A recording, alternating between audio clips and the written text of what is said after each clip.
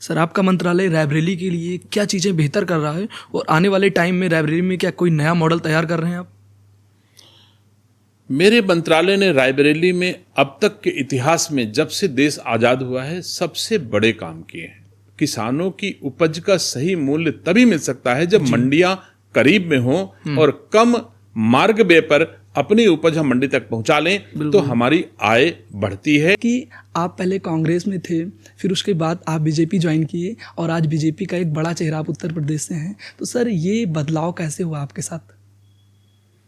देखिए, बदलाव मनुष्य की प्रवृत्ति है। जैसे जैसे समझदारी बढ़ती है, संज्ञान बढ़ता है। मैं एक सामान्य किसान घर में जन्म लिया था। एक सामान्य किसान घर से जन्म लेकर के धीरे धीरे सामाजिक सेवा के क्षेत्र में बढ़ते गए। तब समझ में आया कि नहीं, राष्ट्र के लिए क्या उचित है, हमारी भारतीय संस्कार संस्कृति के लिए क्या उचित है।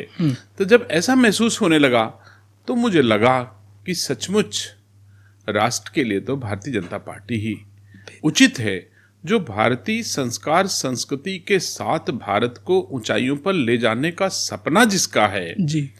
और कांग्रेस के लोगों ने, चाहे वो आजादी के बाद से ही अगर आप देखेंगे तो एक परिवार को आगे बढ़ाने की नीतियां उनके यहाँ पहले से रही हैं। आप जानते हो, जब कांग्रेस का पहला चुनाव हुआ जी, तो सरदार पटेल जी को सर्वाधिक वोट मिले थे कि कांग्रेस का राष्ट्रीय अध्यक्ष इन्हें होना चाहिए और इन्हें भारत का प्रधानमंत्री होना चाहिए। और नेहरू जी के पक्ष में कांग्रेस कमेटी का एक भी मेंबर नहीं था, फिर भी उन लोगों ने एक परिवार को ताकत दी और बहुमत को ताकत नहीं दिया। आज वैसे भारतीय जनता पार्टी बहुमत का सम्मान करती है, एक व्यक्ति का सम्मान नहीं करती है। अगर आप देखेंगे तो भारतीय जनता पार्टी और कांग्रेस में बेसिक अंतर है। आज हमारे राष्ट्रीय अध्यक्ष आदरणीय श्री जेपी नड्डा जी हैं भारतीय जनता पार्टी के। और भारतीय जनता पार्टी वही बात करती है जो वेदों में कहा गया है। सतयुग त्रेता द्वापर हो चाहे वेद हो, सबने कहा है सर्वे भवन्तु सुखिनः सर्वे सन्तु निरामया। वही मोदी जी कह रहे हैं, सबका साथ सबका विकास आज की तारीख में कह रहे हैं। और ये दल केवल एक परिवार तक सीमित हैं, केवल अपना साथ अपना विकास की बात करते हैं। अपनी पार्टी बढ़ जाए, अपना परिवार बढ़ जाए, इसके अलावा और कुछ नहीं जानते। सर, नेक्स्ट पॉइंट आपसे जानना चाहेंगे कि सर आने वाले 5 से 10 साल में क्या उत्तर प्रदेश में कोई बड़े बदलाव होने के चांस हैं? बदलाव नहीं होता तो कहा जाता है कि रोटी पलटी नहीं जाती तो जल जाती है। भारत की प्रकृति और भारत की संस्कृति दोनों एक दूसरे के पूरक हैं। बिल्कुल। हमारी संस्कृति से ही अगर हम नया वर्ष चैत के महीने में जब पूरी प्रकृति पुष्पित पल्लवित होती है, नए कल्ले लेती है, तब हम नया वर्ष मनाते हैं, जी रहे हैं। और मुझे खुशी है, मैं अपनी पीढ़ियों को जरूर कहूंगा कि जो अच्छा काम करके, जो सम्मान दे करके सम्मान पाता है वो बहुत दिन चलता है। सम्मान पाने के लिए कोई शॉर्टकट ना अपनाए, सम्मान पाने के लिए खूब सम्मान दे, यही सबसे बड़ा महत्वपूर्ण जीवन का अनुभव होगा जो हमारी अगले आने वाली पीढ़ियां अपने जीवन में उतारें और सम्मान पाएं। चलाते हैं, परिवार में हम सुखी हैं। 5 भाई एक थाली में खाना खाते हैं और 5 भाइयों के 6 बच्चे एक थाली में खाना खाते हैं। अगली पीढ़ी भी हमारी इस रूप में है, तो मुझे इस पर गर्व है। और अंत में 1 एकड़ बची है, तो 1 एकड़ में अगर धान गेहूं केवल करता रहेगा तो वो समृद्ध नहीं हो सकता है। अगर 1 एकड़ में हम आधा एकड़ धान गेहूं कर लें और आधा एकड़ में हम हाई वैल्यू क्रॉप ले लें, जो कि कम क्षेत्रफल में ज्यादा उपज हो सकती है। धनवान कोई हो सकता है, लेकिन संस्कारवान जो होगा उसके पास सुख ज्यादा होगा। धनवान से अधिक सुखी वही होगा जो संस्कारवान होगा। देखिए, विपक्ष के पास मोदी जी, योगी जी, गृह मंत्री जी, अमित शाह जी, इन लोगों के रहते विपक्ष के पास सेवा का कोई अवसर नहीं है। दिशा विहीन विपक्ष अनावश्यक के अनर्गल प्रलाप करता है। हमारे रायबरेली के सांसद हैं, वो कहते हैं मैं जाति जनगणना कराऊंगा। वक्फ बिल भी पास हुआ है सर, इसके बारे में क्या कहना है आपका? देखिए, वक्फ बिल पूरी तरह से राज्य के, देश के मुसलमानों के हित में है। नमस्कार दोस्तों, स्वागत है आपका हमारे इस खास पॉडकास्ट में। आज हमारे साथ उत्तर प्रदेश के स्वतंत्र प्रभार से राज्य मंत्री श्री दिनेश प्रताप सिंह जी जुड़ रहे हैं, तो जानते हैं उनकी जर्नी कैसी रही और आज वो मंत्री हैं। तो स्वागत है सर आपका हमारी इस खास पॉडकास्ट में। बहुत धन्यवाद सर। सबसे पहले तो मैं नर्वस हूँ आपके सामने बैठने में। सर, आपका मंत्रालय रायबरेली के लिए क्या चीज़ें बेहतर कर रहा है और आने वाले टाइम में रायबरेली में क्या कोई नया मॉडल तैयार कर रहे हैं आप? मेरे मंत्रालय ने रायबरेली में अब तक के इतिहास में जब से देश आज़ाद हुआ है सबसे बड़े काम किए हैं जी। हमारे यहाँ हाईटेक नर्सरियाँ स्थापित हुई जो हमारे यहाँ एक भी नहीं थी। आज की तारीख में हमारे यहाँ 5 हाईटेक नर्सरियाँ संचालित हैं और चलाने का प्रयास कर रहे हैं। अब 5 हाईटेक नर्सरियों का मतलब हो गया कि एक हाईटेक नर्सरी 15 लाख पौधे प्रति वर्ष दे रही है और 5 इंटू 15 बराबर 75 लाख पौध हम अपने रायबरेली के किसानों को उच्च गुणवत्ता का पौध, रोग रहित पौध आपको दे पा रहे हैं, जिससे हमारे राज्य के हमारे रायबरेली के किसानों की आय बढ़ेगी। हमने अपने यहाँ एक शहद का उत्कृष्टता केंद्र centre of excellence for Honey हमने एक स्थापित करने का प्रारंभ कर दिया है। अब इससे लोगों की आय बढ़ेगी। जैसे गांव की महिलाएं, पुरुष अगर गांव में खेतों में काम करता, महिला खाली हैं तो महिलाओं को बी बॉक्स हम फ्री में देंगे जिसमें हम शहद उत्पादन करेंगे और गांव-गांव में लोग शहद महिलाएं उत्पादन करेंगी और कमजोर गरीब घर की महिलाओं को भी लाख, 1.5 लाख, 2 लाख रुपए सालाना हम हनी से उनकी आय में बढ़ाने में सफल होंगे। ऐसे ही मंडी हमारे यहाँ किसानों की उपज जी, जब भी हम एमएसपी पे मंडियों में ले जाने का प्रयास करते थे तो हमारे यहाँ जैसे ऊंचाहार है वहां का किसान अपनी उपज को बेचने के लिए लालगंज लाता था। बिल्कुल मंडी नहीं थी। मैंने ऊंचाहार में मंडी की स्थापना कर दी। हमने मंडी की स्थापना सताओं में कर दी और छोटी छोटी बहुत सारी मंडियां मैंने बना डाली इस रायबरेली जनपद में। तो किसानों की उपज का सही मूल्य तभी मिल सकता है जब मंडियां करीब में हो और कम मार्ग व्यय पर अपनी उपज हम मंडी तक पहुंचा लें तो हमारी आय बढ़ती है। इसी प्रकार उपज बढ़िया हो और सही मूल्य मिल जाए, दोनों दिशा में हमारे विभाग ने रायबरेली के लिए बेहतर काम किए हैं। और सड़कें भी मैंने इतनी बनाई है जो देश आजाद होने के बाद हमारे विभाग से कभी इतनी सड़कें नहीं बनी। हमारे विभाग से देश आजाद होने के बाद इतनी हाईटेक नर्सरियां कभी नहीं बनी। हमारे बनने के बाद इतनी मंडियां हमारे रायबरेली में कभी नहीं बनी। तो जो रीढ़ की हड्डी किसान है उसको आगे बढ़ाने के लिए मैंने रायबरेली जनपद में बहुत काम किए हैं। उतने काम किए हैं जो मैं गर्व से कह सकता हूं कि आज़ादी के बाद से किसी सरकार ने इतने काम नहीं किए जितने हमने कर दिए रायबरेली के लिए। बिल्कुल सर, सबसे पहले जानेंगे कि आप पहले कांग्रेस में थे, फिर उसके बाद आप बीजेपी ज्वाइन किए और आज बीजेपी का एक बड़ा चेहरा आप उत्तर प्रदेश से हैं। तो सर, ये बदलाव कैसे हुआ आपके साथ? देखिए, बदलाव मनुष्य की प्रवृत्ति है। जैसे जैसे समझदारी बढ़ती है, संज्ञान बढ़ता है, वैसे वैसे लोगों में परिवर्तन आते हैं। पूरा देश पहले कांग्रेस में होता था। धीरे धीरे लोगों ने महसूस किया कि कांग्रेस की नीतियां राष्ट्र के लिए अच्छी नहीं हैं, हमारे लिए अच्छी नहीं हैं। तो बहुत सारे लोगों ने कांग्रेस छोड़ा और वैसे ही मुझे जब मैं समझने लगा, मैं कभी राजनीति में था नहीं, प्रधान बनने का भी ख्वाब नहीं देखा था मैंने कभी जीवन में।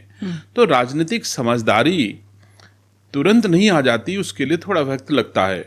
राजनीतिक समझदारी तब आई जब राजनीति में हमारे कदम आगे बढ़े। पहले मैं एक सामान्य किसान घर में जन्म लिया था। एक सामान्य किसान घर से जन्म लेकर के धीरे धीरे सामाजिक सेवा के क्षेत्र में बढ़ते गए। तब समझ में आया कि नहीं, राष्ट्र के लिए क्या उचित है, हमारी भारतीय संस्कार संस्कृति के लिए क्या उचित है। तो जब ऐसा महसूस होने लगा तो मुझे लगा कि सचमुच राष्ट्र के लिए तो भारतीय जनता पार्टी ही उचित है, जो भारतीय संस्कार संस्कृति के साथ भारत को ऊंचाइयों पर ले जाने का सपना जिसका है जी। और कांग्रेस के लोगों ने, चाहे वो आजादी के बाद से ही अगर आप देखेंगे तो एक परिवार को आगे बढ़ाने की नीतियां उनके यहाँ पहले से रही हैं। आप जानते हो, जब कांग्रेस का पहला चुनाव हुआ जी, तो सरदार पटेल जी को सर्वाधिक वोट मिले थे कि कांग्रेस का राष्ट्रीय अध्यक्ष इन्हें होना चाहिए और इन्हें भारत का प्रधानमंत्री होना चाहिए। और नेहरू जी के पक्ष में कांग्रेस कमेटी का एक भी मेंबर नहीं था। फिर भी उन लोगों ने एक परिवार को ताकत दी और बहुमत को ताकत नहीं दिया। आज वैसे भारतीय जनता पार्टी बहुमत का सम्मान करती है, एक व्यक्ति का सम्मान नहीं करती है। अगर आप देखेंगे तो भारतीय जनता पार्टी और कांग्रेस में बेसिक अंतर है। आज हमारे राष्ट्रीय अध्यक्ष आदरणीय श्री जेपी नड्डा जी हैं भारतीय जनता पार्टी के, और इसके बाद कौन होने वाला है यह पक्का है कि न मोदी जी के घर का होगा, न अमित शाह जी के घर का होगा, न योगी जी के घर का होगा, न जेपी नड्डा जी के घर का होगा तो कोई भारतीय जनता पार्टी का वफादार सिपाही ही राष्ट्रीय अध्यक्ष होगा। लेकिन अगर कांग्रेस का राष्ट्रीय अध्यक्ष कौन था, कौन होने वाला है, ये सब कोई जानता है। होगा तो गांधी परिवार के घर का ही कोई ना कोई होगा, अथवा गांधी परिवार के लगाम वाला होगा, कोई आदमी जिसके लगाम गांधी परिवार के पास रहे। तो यही अंतर भारतीय जनता पार्टी और कांग्रेस पार्टी में है कि कांग्रेस पार्टी कभी लोकतंत्र में विश्वास नहीं करती, अपने लाभ के लिए। आज सोनिया गांधी जी देश की चौथी सबसे बड़ी धनाढ्य महिला हैं। बिल्कुल सर। और अगर आप मोदी जी और योगी जी के बारे में सोचेंगे तो वो कहाँ हैं? सब कोई जानता है कि उनके परिवार की स्थिति आज की तारीख में सामान्य नागरिक के जीवन जीने के बराबर भी आर्थिक स्थिति नहीं है उनकी। बिल्कुल सर। तो जो आदमी देश की सोचेगा, जो इंडिविजुअली सोचेगा, उसमें अंतर है। इसीलिए मैंने कांग्रेस पार्टी छोड़ करके भारतीय जनता पार्टी ज्वाइन किया। बहुत सुंदर सर। सर सबसे पहले जानना चाहेंगे कि रायबरेली का बड़ा बदलाव सर बीजेपी के आने से और कांग्रेस के पहले रहने से क्या हुए हैं? हम उसी बात को कंटिन्यू करते हैं जो अब तक मैंने कही है जी। भारतीय जनता पार्टी के जिलाध्यक्ष वर्तमान में एक कमजोर और दलित परिवार के बेटे श्री बुद्धिलाल पासी जी हैं। बिल्कुल। इसके पहले जिलाध्यक्ष पद पर श्री रामदेव पाल पिछड़ी समाज से ताल्लुक रखते थे, वो भी कमजोर परिवार के थे जी। उसके पहले श्री दिलीप यादव जी थे, यादव समाज से थे, पिछड़ी जात से थे। उसके पहले आरबी सिंह जी, उसके पहले अजय त्रिपाठी जी, उसके पहले पशुपति शंकर वाजपेयी जी, बहुत सारे सभी समाज के लोगों का समन्वय, सामंजस्य, सम्मान भारतीय जनता पार्टी में उत्तरोत्तर चला रहा है। इसके इतर अगर समाजवादी पार्टी में देखेंगे तो वर्तमान अध्यक्ष श्री वीरेंद्र यादव जी हैं, उसके पहले राम बहादुर यादव जी थे, उसके पहले रामदेव यादव जी थे। उनके बाद अगर जाओगे तो एक वर्ग विशेष के लोगों को ही उनके यहाँ सम्मान मिलता है, अथवा भरोसा केवल एक वर्ग पर किया जाता है। और भारतीय जनता पार्टी वही बात करती है जो वेदों में कहा गया है। सतयुग, त्रेता, द्वापर हो चाहे वेद हो, सबने कहा है सर्वे भवन्तु सुखिनः सर्वे सन्तु निरामया। वही मोदी जी कह रहे हैं, सबका साथ सबका विकास आज की तारीख में कह रहे हैं। और ये दल केवल एक परिवार तक सीमित हैं, केवल अपना साथ, अपना विकास की बात करते हैं। अपनी पार्टी बढ़ जाए, अपना परिवार बढ़ जाए, इसके अलावा और कुछ नहीं जानते हैं। अभी अहमदाबाद के अधिवेशन में श्री राहुल गांधी जी ने कहा कि हम पिछड़ों की सेवा नहीं कर पाए। हम वोट तो लेते रहे दलित का, मुस्लिम का, ब्राह्मण का, लेकिन हम पिछड़ों की सेवा नहीं कर पाए। हम पूछ रहे हैं राहुल गांधी जी, जब से आप पार्टी के सर्वे सर्वा हो तब से ही आपने क्या दिया? तभी से दे लेते। आपके घर में 3 सांसद हैं, एक पिछड़े को दे देते, एक मुस्लिम को दे देते, एक अपने पास रखते, तो मुझे लगता है कि आप सबका साथ सबका विकास के बारे में भी थोड़ा बहुत सोचते हो।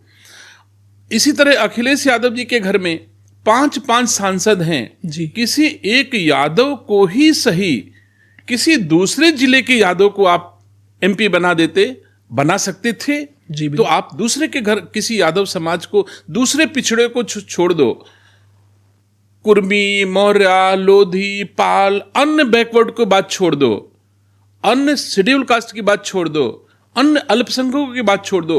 अगर यादव समाज को आपने अधिकार नहीं दिया तो दूसरा कैसे भरोसा करेगा? और आप अपने घर में 5 सांसद बना लियो हो। तो यही बेसिक अंतर रायबरेली से लेकर के देश तक है, जो हम जैसे लोगों को भारतीय जनता पार्टी से जोड़े रखने का काम करता है। सबका साथ सबका विकास के साथ देश की भारतीय जनता पार्टी लगातार देश के लोगों का विश्वास भी जीत रही है और देश को ऊंचाइयों पर विकास के क्षेत्र में, सम्मान के क्षेत्र में ले जाने का काम कर रही है। इसलिए हम जैसे लोग भारतीय जनता पार्टी की ओर आकर्षित हुए। बिल्कुल सर। सर नेक्स्ट पॉइंट आपसे जानना चाहेंगे कि सर आने वाले 5 से 10 साल में क्या उत्तर प्रदेश में कोई बड़े बदलाव होने के चांस हैं? देखिए, बदलाव प्रकृति का नियम है। बिल्कुल। बदलाव नहीं होता तो कहा जाता है कि रोटी पलटी नहीं जाती तो जल जाती है।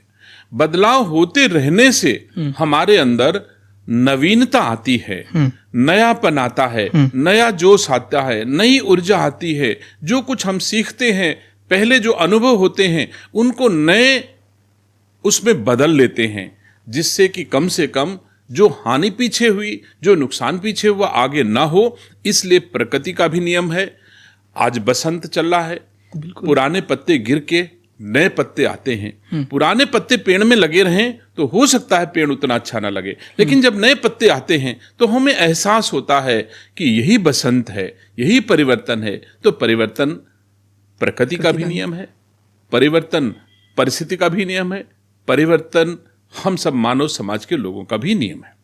सर अभी मैंने जल्द में ही एक ट्वीट देखा था जिसमें उन्होंने किया था कि ये जो नेचर से छेड़छाड़ हो रही है ये सिर्फ बीजेपी सरकार ही करा रही है और आने वाले समय में ना पेड़ पौधे रहेंगे और ना ही मनुष्य, अगर ये बीजेपी को ना हटा दिया जाए तो।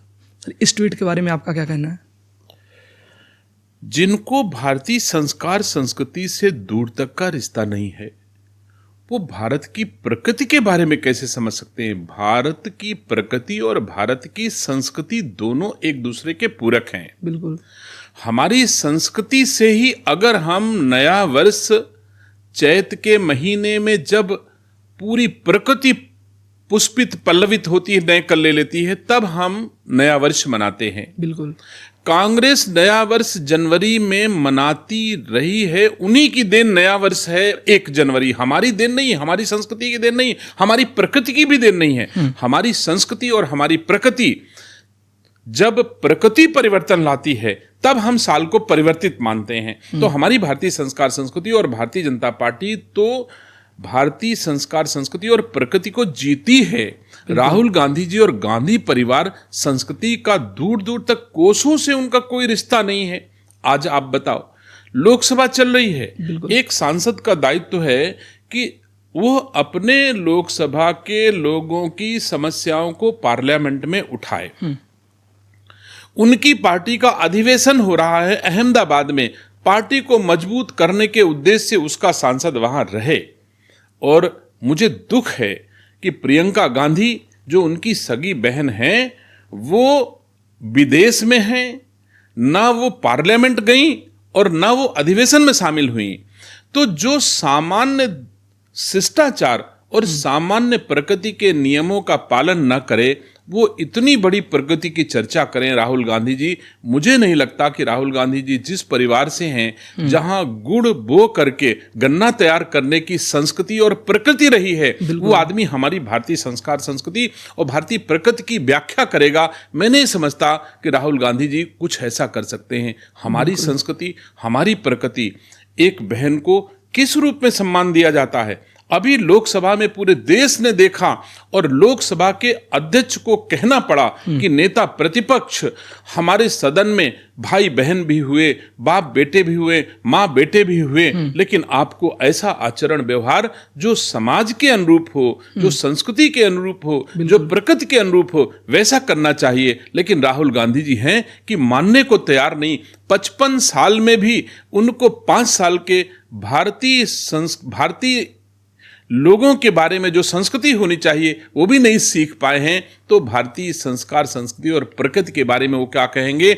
आज प्रकृति के बारे में मैं कहूं तो उत्तर प्रदेश के यशस्वी मुख्यमंत्री जी के नेतृत्व में इतना पेड़ प्रति वर्ष लगाया जाता है, करोड़ करोड़ लगा करके हम प्रकृति को मजबूत करने के प्रयास उत्तर कर रहे हैं। हम रासायनिक खादों को कम खर्च करके प्राकृतिक खेती को बढ़ाने के लिए मोदी जी प्रयास कर रहे हैं, तो प्रकृति का संरक्षण पूरी तरह से करने का प्रयास तो हमारी सरकारें और हमारी भारतीय जनता पार्टी दोनों मिलकर के कर रही हैं। और एक भी कदम राहुल गांधी जी और कांग्रेस का प्रकृति के संरक्षण के लिए कभी उठता हुआ हम लोगों ने नहीं देखा। इसलिए उनके मुंह से प्रकृति के संरक्षण और प्रकृति की व्याख्या करना एकदम कोरी कल्पना जैसा ही लगता है। बिल्कुल सर। सर कुछ आपके पर्सनल लाइफ से रिलेटेड क्वेश्चन है सर। हम जानना चाहेंगे कि आपकी एजुकेशन कैसी रही सर? आपने अपना एजुकेशन कहाँ से किया? देखिए, वो दौर बड़ा वैसा था। हम 5 भाइयों ने पढ़ाई बड़े संकट में हम लोगों ने पढ़ा है। ईश्वर की कृपा थी कि सब भाई पढ़ लिख करके परिवार के दायित्वों को संभाला, फिर धीरे धीरे समाज के दायित्वों को संभाला और धीरे धीरे अब इस स्थिति में हैं कि हम थोड़ा थोड़ा समाज को दिशा देने का भी काम कर पा रहे हैं। बिल्कुल। पहले हम दिशा खुद पाने के लिए चारों तरफ भटक रहे थे, परिस्थितियां प्रतिकूल थीं, अभाव में जीवन जिया, टूटी साइकिल से लकड़ी का पैडल लगा करके स्कूल जाना और कभी कभी तो दौड़ते हुए पैदल जाना और 8 किलोमीटर 9 किलोमीटर हम लोग पैदल जा करके स्कूली शिक्षा पाई हम लोगों ने। सब भाइयों ने ऐसे ही अभाव में हवाई चप्पल पहन करके, कभी कभी तो चप्पल भी नहीं रहते थे, तन पे अच्छे कपड़े नहीं, तन ढकने भर का कपड़ा नहीं होता था, तो ऐसे अभाव में जिए हैं। और खूब मन से परिश्रम करके, खूब खेतों में काम करके, अपने घर का पूरा परिवार का काम, सवेरे 4 बजे उठना, अपने घर का झाड़ू सफाई करना, अपने जानवरों को चारा काटना, गोबर बहाना, तैयार करना, उसके बाद फिर खेतों में काम करना, फिर खेतों में काम करके फिर नहा धो के स्कूल जाना, लौट के आना, फिर दोपहर में जानवरों को चराने जाना, उनका राशन पानी का इंतजाम करना, चारा पानी करना। ऐसे जीवन जी करके अपना घर जी। पहले अपने सर पर मिट्टी ढो करके मैंने अपना घर बनाया, जिसमें परिवार को रहने का इंतजाम किया गया।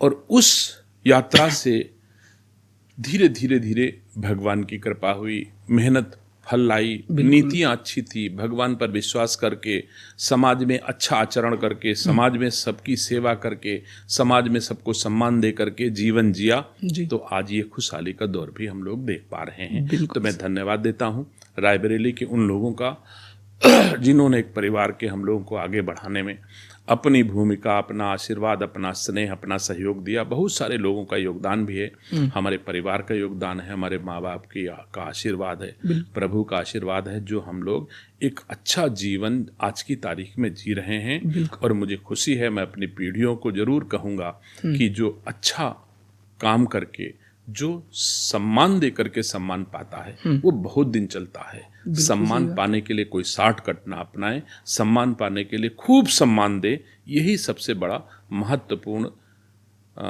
जीवन का अनुभव होगा, जो हमारी अगले आने वाली पीढ़ियां अपने जीवन में उतारें और सम्मान पाएं। बिल्कुल सर, आपने जैसा बताया कि ये हमारे पूरे देशवासियों के लिए एक बड़ी चीज़ रहेगी कि हम अपने संघर्ष से दूर नहीं होना चाहिए, हमें मेहनत करना चाहिए सच्चे दिशा में, और भगवान उसका फल जरूर देता है। बिल्कुल सर, राजनीति में आने के बाद क्या कभी ऐसा मोड़ आया आपकी लाइफ में जब आपने सोचा कि अब राजनीति क्या छोड़ देनी चाहिए? फिर आपने अपने आप को कैसे बूस्टअप किया?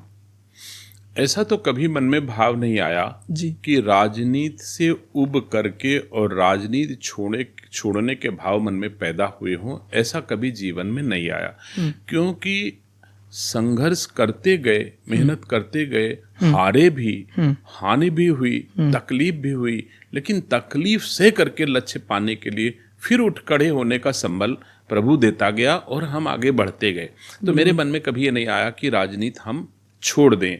संघर्ष किया, बहुत बार चुनाव हम हारे, हमारे परिवार के लोग हारे, बहुत हानि भी उठाई, लेकिन भागे नहीं, संघर्ष जारी रखा और मन में कभी हीन भावना आने नहीं दी कि हम असफल ही होंगे। तो इस वजह से आज की तारीख में मैं कह सकता हूँ कि ईश्वर की कृपा से, रायबरेली वासियों के आशीर्वाद से सम्मान पाने की जो इच्छा थी वो लगभग मन खुश है। भगवान का लाख लाख धन्यवाद देता हूँ, रायबरेली वासियों का लाख लाख धन्यवाद देता हूँ कि इस मंजिल तक हम पहुँचे हैं। मेहनत परिश्रम जीवन में जारी रखेंगे। लेकिन हमको जो दिया है रायबरेली के लोगों ने, मुझे उस पर गर्व सदैव रहेगा। जो भारतीय जनता पार्टी ने दिया है उस पर हमें सदैव गर्व रहेगा कि हमको यहाँ तक पहुंचाया, ये मुकाम मिला। अब प्रयास रायबरेली के लोगों की सेवा के लिए, देश के लोगों की सेवा के लिए हमारा प्रयास जारी रहेगा। लेकिन मुझे जो सुख देना था, जो सम्मान देना था, वो सबने दिया। इसके लिए मैं सबका बहुत बहुत आभारी हूँ। बिल्कुल सर। सर जानना चाहेंगे कि उत्तर प्रदेश में स्टार्टअप और युवा उद्यमी को बढ़ावा देने के लिए आपकी सरकार क्या कदम उठा रही है? देखिए, हमारी सरकार जब से आई है जी, मैं कह सकता हूँ कि उत्तर प्रदेश में जिस तरह नौजवानों को दिशा देने के लिए दुनिया के लोग आ रहे हैं, आप सोचो, गाढ़ी कमाई का धन सबसे महत्वपूर्ण पूंजी होती है लोगों की, और दुनिया के लोग, देश के बाहर के लोग अपनी गाढ़ी कमाई का 45 लाख करोड़ रुपया ला करके हमारे राज्य में खर्च करने का प्रयास कर रहे हों, तो मैं समझ सकता हूं कि हमारे यहाँ सुशासन है और सही दिशा में लोगों को ले जाने का प्रयास किया जा रहा है। नौजवान आज की तारीख में पूरी तरह से आगे बढ़ रहा है और उत्तर प्रदेश सबसे नौजवान प्रदेश आज की तारीख में है। यहाँ युवकों की संख्या बहुत ज्यादा है।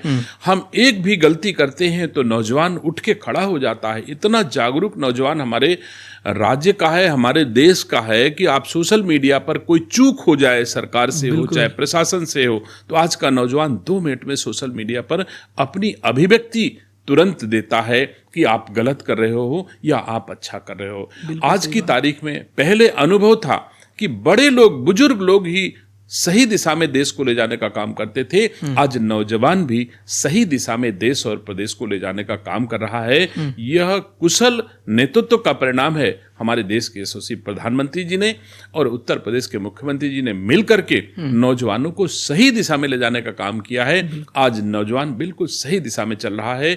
एक राष्ट्र श्रेष्ठ राष्ट्र के निर्माण में हमारा नौजवान अपनी भूमिका का सही दिशा में निर्माण कर रहा है। सर जानना चाहेंगे कि बेरोजगारी के मुद्दे पे अक्सर विपक्ष हमें घेरती है। सर आपकी सरकार बेरोजगारी को हटाने के लिए कैसा प्रयास कर रही है?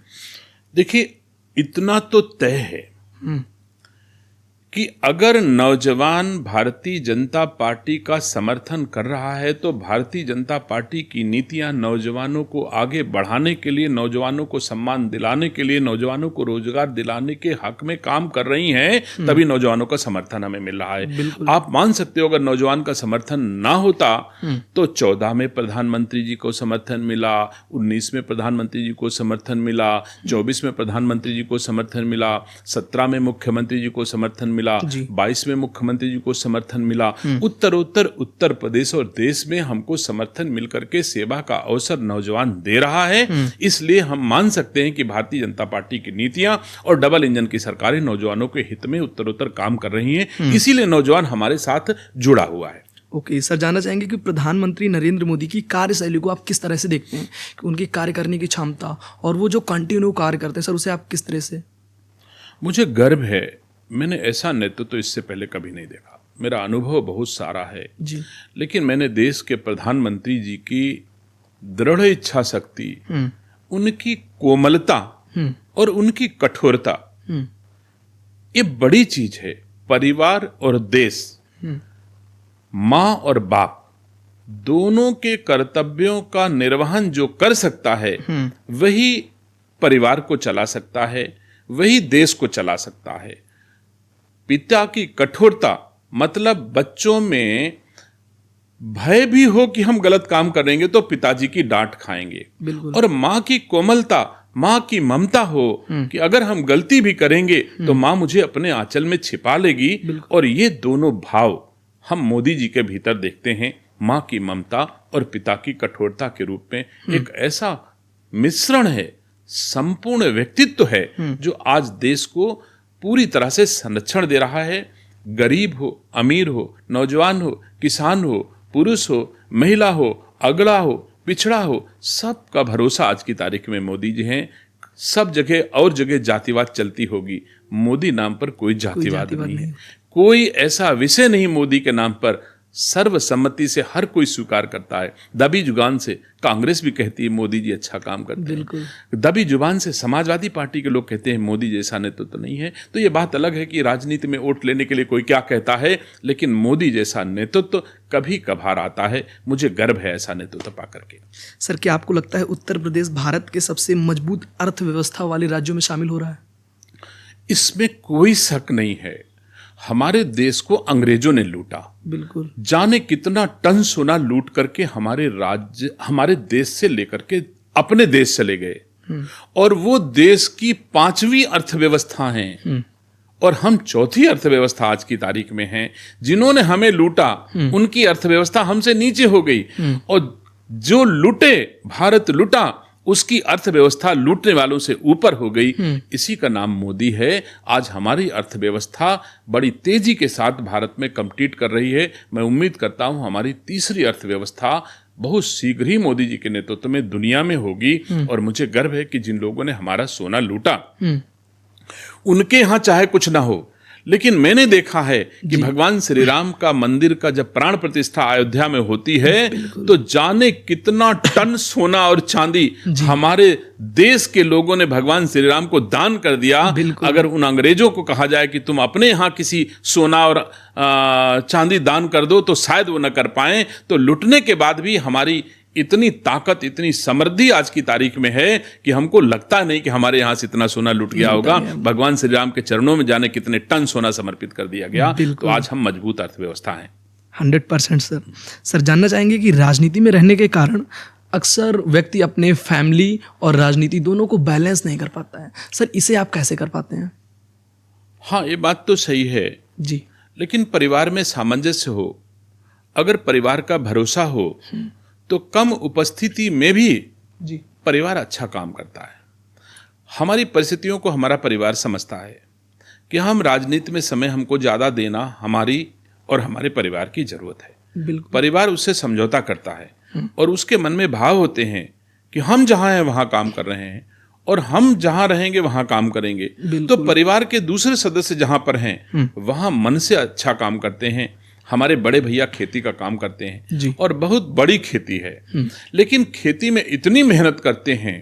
मैं नहीं समझता कि जब धान की रोपाई का समय आता है तो मेरे भैया की स्किन काली हो जाती है और फिर से उसको अपने स्वरूप में आने में महीने 1.5 महीने लगते हैं। तो परिश्रम का प्रतिफल हमारे परिवार के सदस्य जो जहां पर हैं वहां पर मन से अपने दायित्वों का निर्वहन करते हैं। इसीलिए हमारा परिवार भोलेनाथ की कृपा से, प्रभु की कृपा से, पंचवटी आज की तारीख में जिसका नाम है उसका सम्मान हर भाइयों की मेहनत से, परिवार के हर सदस्यों की मेहनत से उत्तर काम कर रहा। सर, जानना चाहेंगे कि राजनीति के अलावा आपकी जिंदगी में कौन कौन सा ऐसा जुनून है या ऐसी खुशी है जो आपको करने से मिलती है? मुझे वैसे तो ये हमारी पार्टी की नीति के विपरीत है। ओके। हमारी पार्टी में परिवारवाद नहीं है। 100%। और मैं भी परिवारवाद की बात नहीं करता हूं, लेकिन मैं इतना जानता हूं जो आदमी अच्छा परिवार चला सकता है, बिल्कुल, वो अच्छा गांव चला सकता है, अच्छा ब्लॉक चला सकता है, अच्छा जिला चला सकता है, अच्छा प्रदेश चला सकता है, अच्छा देश चला सकता है। तो हम देश चलाने की कला, देश चलाने की का गुण अपने परिवार को चला करके सीखते हैं और हम अच्छा परिवार चलाते हैं। परिवार में हम सुखी हैं। 5 भाई एक थाली में खाना खाते हैं और 5 भाइयों के 6 बच्चे एक थाली में खाना खाते हैं। अगली पीढ़ी भी हमारी इस रूप में है। तो मुझे इस पर गर्व है कि मैं अपने परिवार को जोड़ करके चलाता हूं, तो दूसरे के परिवार को भी जोड़ने का प्रयास करता हूं, दूसरे के परिवार के लोगों का भी सम्मान करना जानता हूं। और जब हमारे परिवार में सवेरे उठ करके हमारा बेटा अपने पिता के पैर छूता है, अपने दादा के पैर छूता है, तो हम जब सवेरे उठते हैं किसी और बड़े को देखते हैं तो उसके प्रति मेरे मन में वो भाव पैदा होते हैं। इसलिए परिवार हमारे सामाजिक जीवन की पहली पाठशाला है। हम अपने परिवार को अच्छा चलाते हैं, इसलिए हम और भी अच्छा चलाने का गुण हमने परिवार से ही सीखा है। क्या सुंदर बात कही है सर आपने। सर, योगी आदित्यनाथ जी की सरकार में कानून व्यवस्था को लेकर बड़े सुधार हुए हैं। सर, आपको ऐसा लगता है कि कुछ ऐसे क्षेत्र हैं जहां और सुधार होने की ज़रूरत है? देखिए, सुधार तो अनवरत चलने वाली प्रक्रिया है। जब कोई काम किया जाता है तभी सुधार का अवसर मिलता है, तभी सुधार का समय आता है कि हमने पिछले काम करने में कौन सी ऐसी कमी छोड़ दी जिसको आगे आने वाले समय में मुझे सुधार करना चाहिए। तो सुधार का स्कोप तो कितना बेहतर से बेहतर काम करने में भी सुधार की गुंजाइश बनी रहती है। और मुझे गर्व है कि उत्तर प्रदेश के मुख्यमंत्री जी ने जो लॉ एंड ऑर्डर के क्षेत्र में काम किया है वो अभूतपूर्व है। लेकिन इसमें सुधार जो जो आवश्यक होंगे, जो अनुभव प्राप्त होगा, उस दिशा में हमको सुधार करते रहना चाहिए और हम करते रहेंगे। सर, योगी आदित्यनाथ और नरेंद्र मोदी दोनों में बेहतर नेता कौन सर? देखिए, अब बेहतर मुख्यमंत्री हमारे उत्तर प्रदेश के हैं, लेकिन बेहतर देश के नेता अगर कोई है तो मुझे गर्व है कि मोदी जैसा नेता इस धरती पर कोई दूसरा नहीं है, इसमें कोई दो राय नहीं। सर, उत्तर प्रदेश में अपराध मुक्त राज्य बनाने के लिए सरकार की बड़ी रणनीति आगे क्या हो सकती है? देखिए, हमारा अपराध मुक्त कमोबेश राज्य आज की तारीख में स्थापित है। अपराधी ने या तो अपराध छोड़ा है या उत्तर प्रदेश को छोड़ा है, लेकिन फिर भी कहीं परिस्थिति जन्य कारणों से अगर कोई अपराध हो जाता है तो वो भी अपराधी जानता है कि उत्तर प्रदेश में अपराध कर तो रहे हैं, लेकिन अपराध की जो अधिकतम सजा होगी वो उत्तर प्रदेश में मिलेगी जरूर, उससे कोई मुक्त नहीं होगा, वो चाहे जितना बड़ा ताकतवर व्यक्ति हो। बिल्कुल सर, जानना चाहेंगे कृषि के बारे में। सर, आप मंत्री हैं तो बता सकते हैं कि सर आने वाले समय में कृषि में और सुधार होने की कहाँ कहाँ जरूरत है? देखिए, हमारा राज्य प्रभु की कृपा से जी इतना सामर्थ्यवान है। हमारे पास पर्याप्त जल है जी, नदियां हैं, सरोवर हैं, बारिश भी पर्याप्त होती है, हमारी भूमि उपजाऊ है, अधिकतम भूमि समतल है। इस प्रकार हमारी खेती योग्य भूमि अगर माना जाए तो बहुत अधिक है। और खेती योग्य भूमि में उत्तरोत्तर किसान अच्छी खेती कर रहा है, मेहनत कर रहा है, लेकिन खेती में डाइवर्सिफिकेशन होना अनिवार्य है। और धीरे धीरे अब डाइवर्सिफिकेशन हो रहा है। जब से देश के प्रधानमंत्री जी ने कहा है कि हम अपने देश के किसानों की आय दोगुना करेंगे जी, तब से हमारे राज्य में उस दिशा में बहुत अच्छे प्रयास किए गए हैं। बिल्कुल। हम मानते हैं कि अगर पारंपरिक खेती हम करते हैं तो पारंपरिक खेती से हमको कम लाभ होता है। जब व्यावसायिक खेती की ओर हम डाइवर्सिफाई अपने को करते हैं तब हमको ज्यादा लाभ होता है। जैसे पारंपरिक खेती होती है, धान गेहूं सब किसान करते थे, आज की तारीख में लोग स्ट्रॉबेरी करने लगे हैं, आज की तारीख में लोग ड्रैगन फ्रूट की खेती कर रहे हैं, आज की तारीख में लोग शिमला मिर्च की खेती कर रहे हैं।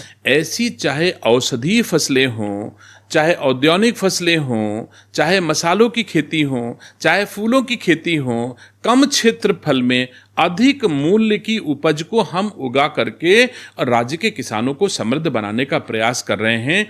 खेती हमारी बढ़ती गई, जो जो हमारी जनसंख्या बढ़ती गई। अगर कोई बड़ा किसान था, उसके पास 20 एकड़ खेती थी और उसके घर में धीरे धीरे भाई और भाई के बाद भतीजे होते गए और अंत में 1 एकड़ बची है, तो 1 एकड़ में अगर धान गेहूं केवल करता रहेगा तो वो समृद्ध नहीं हो सकता है। अगर 1 एकड़ में हम आधा एकड़ धान गेहूं कर लें और आधा एकड़ में हम हाई वैल्यू क्रॉप ले लें जो कि कम क्षेत्रफल में ज्यादा उपज हो सकती है, जैसे हल्दी उगाते हैं, तो हमको 5 बिस्वा में हल्दी वो कीमत दे देगी जो हमको 1 एकड़ में धान गेहूं से नहीं मिलने वाला है।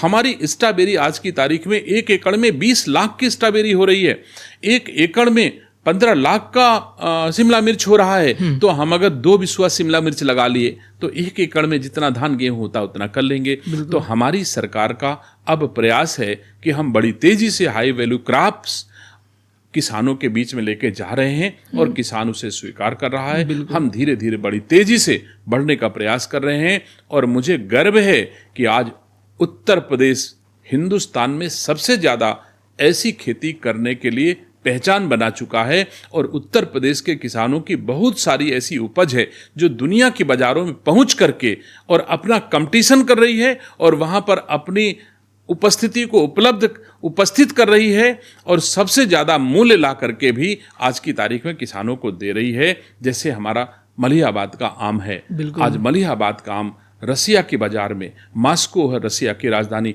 वहां 800 रुपए किलो बिक रहा है। तो निसंदेह धीरे धीरे हम लोग इस ओर प्रयास कर रहे हैं कि अधिक से अधिक हमारी उपज दुनिया की बाजारों में पहुंचे और जितना सरप्लस हो हमारी उपज राज्य के लोगों के खाने के से अधिक जितना हो वो दुनिया के बाजारों में पहुंचे और मूल्य संवर्धन हो और हमारी देश के यशस्वी प्रधानमंत्री जी के आशा के अनुरूप मूल्य संवर्धन हो। सर, जानना चाहेंगे कि विपक्ष कहता है कि अभी उत्तर प्रदेश के किसानों को उनके अनाज का मूल्य नहीं मिल पा रहा है। सर, इसके बारे में आपका क्या कहना है? मुझे गर्व है कि हमारे राज्य का किसान आज की इस तारीख में सबसे ज्यादा खुशहाल है। बिल्कुल। हमारे गांव का किसान जो पहले अच्छी खेती नहीं करता था, हमारे गांव का किसान आज की तारीख में मेरे गांव का, जहां मैंने जन्म लिया है, सबसे छोटी इकाई गांव होती है और उस इकाई में मैं कह सकता हूं कि हमारे गांव में कोई भी किसान आज की तारीख में किसी भी प्रकार का अभाव उसको नहीं है, जबकि उसका साधन सिर्फ खेती है। तो खेती करके आज की तारीख में लोग अच्छे घर बना रहे हैं, अपनी बेटी की शादी अच्छे कर रहे हैं, बच्चों को अच्छा से रोजगार दे पा रहे हैं। तो किसान आज की तारीख में खेती को अच्छे ढंग से करके राज्य के मार्गदर्शन में, सरकारों के मार्गदर्शन में बेहतर उपज का मूल्य भी उनको मिल रहा है और अच्छी खेती भी कर रहे हैं। किसान उत्तर खुशहाल हो रहा है। अब विपक्ष का जो कहना है वो कहे, लेकिन राज्य के किसानों की खुशहाली का हमारा लोगों का लक्ष्य है, मैं संकल्प है, मैं उसे जरूर पूरा करूंगा। बिल्कुल। सर, जानना चाहेंगे कि आपके भविष्य की राजनीति की महत्वाकांक्षी क्या है? राजनीतिक जीवन में महत्वाकांक्षा होना अनिवार्य है, लेकिन अगर आप अब तक के हमारे अपने बीच के हुए बातों को चर्चा में लाएंगे, ध्यान में लाएंगे, तो महसूस होगा कि मैं अब तक की उपलब्धियों से खुश हूँ, प्रसन्न हूँ, संतुष्ट हूँ पूरी तरह से, लेकिन महत्वाकांक्षी हूँ। मुझे और आगे जाना चाहिए। मैंने आपसे कहा कि मैं मेहनत परिश्रम करके अपना और अपने परिवार को इतनी ऊंचाइयों पर ले जा सका। आज की तारीख में मेरी कोशिश होगी कि रायबरेली वासियों की और बेहतर सेवा कर पाऊं, उत्तर प्रदेश के लोगों की और बेहतर सेवा कर पाऊं, देश के लोगों की और सेवा कर पाऊं, बेहतर सेवा कर पाऊं। ये महत्वाकांक्षा मेरे मन में है और रहनी भी चाहिए हर नागरिक को आगे बढ़ने के लिए। सर, अगर आपकी लाइफ में राजनीति न होती तो आज आप कहाँ होते? ये तो भगवान जाने, मैं तो इस पर कुछ कह नहीं सकता और मैं विश्वास रखता हूं ईश्वर पर जी, भगवान पर, कि अगर उसने हमको सही दिशा में सद्बुद्धि देते हुए मार्गदर्शन किया है जी, तो भगवान जो भी करता अच्छा करता। परिश्रम का प्रतिफल अच्छा ही होता है। परिश्रम कभी निरर्थक नहीं जाता और परिश्रम का कोई शॉर्टकट भी नहीं। बिल्कुल। जो परिश्रम करेगा वो आगे जाएगा ही, इसमें कोई दो राय नहीं। मैं पूरे मनोयोग से जिस क्षेत्र में अवसर पाता हूं जी, परिश्रम करता हूं, ईमानदारी से परिश्रम करता हूं और मेरे मन में सदैव विनम्रता के भाव रहते हैं जी।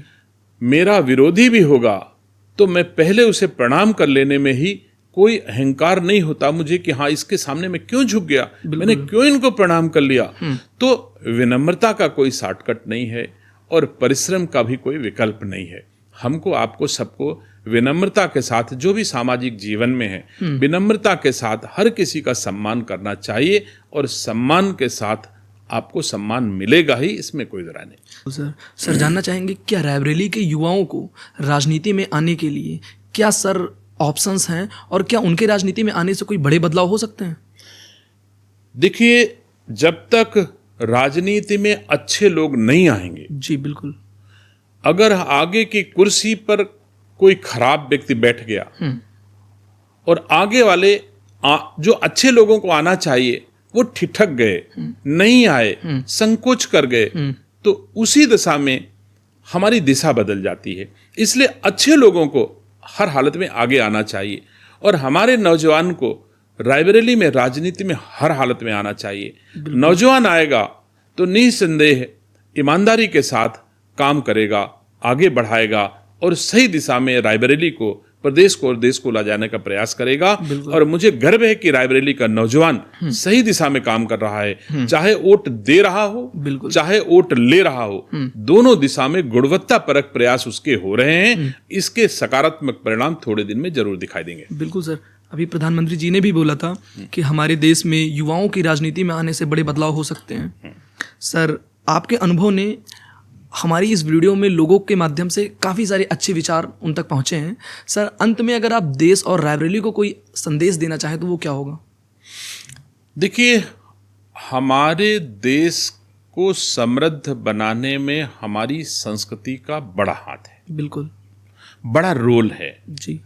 हम अपनी संस्कृति के साथ देश को आगे बढ़ाएं, खुद को आगे बढ़ाएं, ये सबसे बड़ी आवश्यकता है। वही काम मोदी जी हमारे कर रहे हैं, बिल्कुल, जिसे हम विकास भी और विरासत भी, हम विरासत को भी आगे बढ़ा रहे हैं और विकास को भी आगे बढ़ा रहे हैं। जैसे आप महसूस करो जी, अगर एक घर में कोई बहू अपनी सास को खूब अच्छा सा व्यंजन बना करके थाली दे आए जी, और मां को अपमान के साथ भोजन मिले, लेकिन भोजन बहुत अच्छा हो, तो हमको भोजन अच्छा नहीं लगेगा। बिल्कुल सही बात।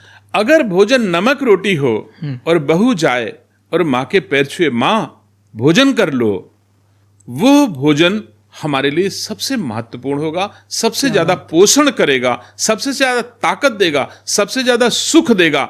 इसीलिए हमको जरूरत है कि भारतीय संस्कार संस्कृति के साथ हमको अपने समाज को, अपने जिला को, अपने राज्य को और अपने देश को बढ़ाना चाहिए, जैसा हमारे मोदी जी कर रहे हैं। संस्कार और संस्कृति के साथ भारत को आगे बढ़ाने का काम कर रहे हैं। तो मैं उम्मीद करता हूं कि हमारे भारतवासी, हमारे रायबरेली वासी अपनी संस्कृति के साथ जहां कहीं हों, जिन दायित्वों का निर्वहन कर रहे हों, संस्कृति को साथ रखें, संस्कारों को साथ रखें। उससे बड़ी खूबसूरती, उससे बड़ी ताकत, उससे बड़ा सुख किसी और जगह नहीं मिल सकता। धनवान कोई हो सकता है, लेकिन संस्कारवान जो होगा उसके पास सुख ज्यादा होगा। धनवान से अधिक सुखी वही होगा जो संस्कारवान होगा।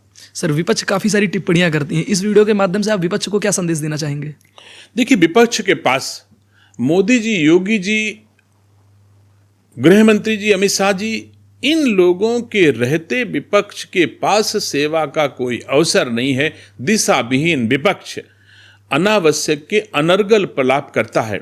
आपने देखा होगा जी, सेवा के लिए विपक्ष लोकसभा में कोई सवाल नहीं उठाता। हमारे रायबरेली के सांसद हैं, वो कहते हैं मैं जाति जनगणना कराऊंगा। मुझे बताओ, जाति जनगणना से विकास संभव है क्या? जाति जनगणना से द्वेष पैदा हो सकता है, लेकिन समाज को संगठित नहीं किया जा सकता। और समाज को विघटित करने का प्रयास वही करता है जो सही दिशा में राजनीति नहीं कर रहा होगा, वही विघटित करने का प्रयास कर रहा है। श्री राहुल गांधी जी कहते हैं मैं जाति जनगणना कराऊंगा, और जब जनता पूछ लेती है राहुल जी जाति जनगणना होगी तो किस जाति के रजिस्टर में राहुल गांधी जी तुम्हारा नाम लिखा जाएगा, ये तो देशवासियों को बता दो। आपकी बात सही है।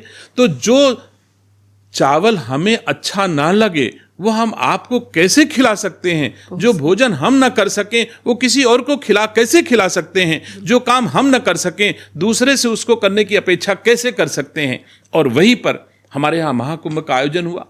आप बताइए, जाति जनगणना करानी हो तो महाकुंभ की करा लो। देखो ना कि कोई जाति नहीं बची जिसने महाकुंभ में एक साथ गंगा स्नान न किया हो। एक साथ गरीब, अमीर, किसान, नौजवान, बड़ा छोटा, चार्टर्ड जहाज से भी आया, बैलगाड़ी से भी आया, दोनों ने एक साथ गंगा स्नान किया कि नहीं करा। यही हमारे भारत की खूबसूरती है, और यह बनाने का काम हमारे देश के यशस्वी प्रधानमंत्री जी कर रहे हैं, देश के यशस्वी गृह मंत्री जी कर रहे हैं। और मुझे गर्व है, एक गृह मंत्री जिसने सदन में जब भी बोला है राष्ट्र पर कुर्बान हो जाने के लिए बोला है। आप अगर उनकी बात सुनोगे तो लोकसभा में उन्होंने कहा क्या बात करते हो, मैं जान दे दूंगा कश्मीर के लिए। ये भाव जिन राष्ट्राध्यक्षों के पास हो उस देश को आगे ले जाने से कोई रोक नहीं सकता। हमारा देश आज ऊंचाइयों पर है और ऊंचाइयों पर जाएगा, इसमें हमें पूर्ण आश्वस्त है। सर, एक अंतिम क्वेश्चन, वक्फ बिल भी पास हुआ है सर, इसके बारे में क्या कहना है आपका? देखिए, वक्फ बिल पूरी तरह से राज्य के, देश के मुसलमानों के हित में है। वक्फ की संपत्तियों का दुरुपयोग करने वाली कांग्रेस पार्टी को ऐसा लगता है कि हमारी संपत्ति चली जा रही है। गरीब मुसलमानों को पता है कि वक्फ की संपत्ति से जो आय होगी वो गरीब मुसलमानों के हित में अब व्यय होगी, ऐसा कानून में संशोधन हो गया है। पहले वक्फ पे वक्फ की संपत्तियों से होने वाली आय इतनी कम थी, इतना बंदर बाट था, इतना लूट उसमें होती थी जिससे किसी भी मुसलमान के हित में व्यय नहीं हो पाता था। और मैं अब उम्मीद करता हूं नए बिल से जहां कहीं भी वक्फ की संपत्ति है उससे अच्छी आय होगी और उस आय से गरीब मुसलमानों के धार्मिक अधिकारों को और आगे बढ़ाया जाएगा। उनके खुशहाल जीवन में वक्फ की संपत्तियों से होने वाली आय का व्यय होगा। इसलिए कमजोर मुसलमानों के लिए वक्फ का संशोधन बिल औचित्यपूर्ण है। सर, जैसे कुछ सारे ऐसे लोग हैं, कुछ विपक्ष हैं जो मुसलमानों को भड़काने का काम कर रहे हैं, सर इससे आप क्या बताना चाहेंगे कि मुसलमानों को भड़कने की कोई ज़रूरत नहीं है इस देश में? मुझे नहीं लगता कि देश का मुसलमान अब धीरे धीरे इस बात को समझने लगा है। बिल्कुल, कि मुसलमान को डरा करके वोट लेने के उद्देश्य से कि अरे भाजपा आ जाएगी, बिल्कुल, इसके उद्देश्य से डरा करके काम लिया गया है। लेकिन देश के यशस्वी प्रधानमंत्री जी के नेतृत्व में जितना हित और सम्मान मुसलमानों का हुआ है उतना किसी भी कालखंड में किसी नेतृत्व में किसी सरकार ने नहीं दिया। हमारी रायबरेली में आज की तारीख में लाखों प्रधानमंत्री आवास मुसलमानों को दिए, लाखों। आप एक एक बस्ती में चले जाओ, एक भी घर मुसलमान का नहीं बचा होगा जिसके घर में 7 लाख, 8 लाख, 10 लाख, 15 लाख रुपए तक की कीमत के आवास उनको न बना के दिए। 5 भाई हैं तो 5 भाइयों को 2.5 लाख रुपए दिए गए, उनके आवास बनाए गए, निःशुल्क राशन दिया गया। उनको कहा जाता है कि आप कुरान भी रखो और लैपटॉप भी रखो। उनको आगे बढ़ाने के लिए दिशा दी जा रही। ऐसा नहीं दिया जा रहा है कि तुम अपने धर्म को छोड़ करके विकसित बनने का काम करो, लेकिन विकास भी करो और विरासत भी साथ रखो। हम मना नहीं करते, अपने धार्मिक काम भी करो, लेकिन जब डॉक्टर बनेगा, जब इंजीनियर बनेगा हमारा मुसलमान, तो हमारा राष्ट्र संपन्न होगा। और सिर्फ मौलवी बन जाएगा, सिर्फ मुल्ला बन जाएगा तो नहीं समझता कि वो देश के विकास में कोई अपना योगदान दे पाएगा। इसलिए सही दिशा में हमारे देश के प्रधानमंत्री जी का प्रयास हो रहा है मुसलमान को भी आगे बढ़ाने का, मुसलमान को खुश रखने का हर संभव प्रयास हमारे देश के प्रधानमंत्री जी कर रहे हैं। बहुत बहुत धन्यवाद मंत्री जी आपका हमारे इस खास पॉडकास्ट से जुड़ने के लिए। आपके बताए हुए मार्गदर्शन पे पूरा देश चलेगा और आपने अपनी लाइफ के बारे में जो भी चीज़ें हमें बताई वो हमें काफ़ी प्रेरणादायक हैं। तो बहुत बहुत धन्यवाद सर आपका हमारे इस खास पॉडकास्ट से जुड़ने के लिए। शुभकामनाएं आपको, बहुत बहुत शुभकामनाएं।